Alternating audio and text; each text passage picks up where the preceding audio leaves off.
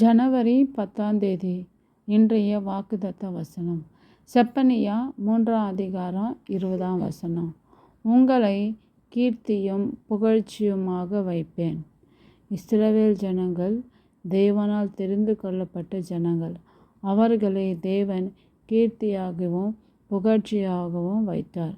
இஸ்ரவேல் ஜனங்கள் ஜீவனுள்ள தேவனை விட்டு அந்நிய தெய்வங்களை பின்பற்றினதினாலே மற்றும் கர்த்தருடைய கட்டளைகளையும் நியாயப்பிரமாணத்தையும் கை கொள்ளாமல் போனதினாலே தேவன் அவர்களை சத்துருக்களின் கையில் ஒப்பு கொடுத்தார். சத்துருக்கள் அவர்களை சிறையாக கொண்டு போனார்கள். சத்துருக்கள் அவர்களை அவமானப்படுத்தி மிகவும் துன்பப்படுத்தினார்கள். இப்படிப்பட்ட சூழ்நிலையில் இஸ்ரவேல் ஜனங்கள் தங்களை தாழ்த்தி கர்த்தரை நோக்கி கூப்பிட்டார்கள். கர்த்தர் அவர்களுக்கு மனதுருகி அவர்கள் விண்ணப்பத்தை கேட்டு சிறையில் நின்று விடுவித்து மீண்டுமாக அவர்களை கீர்த்தியாகவும் புகழ்ச்சியாகவும் வைத்தார்.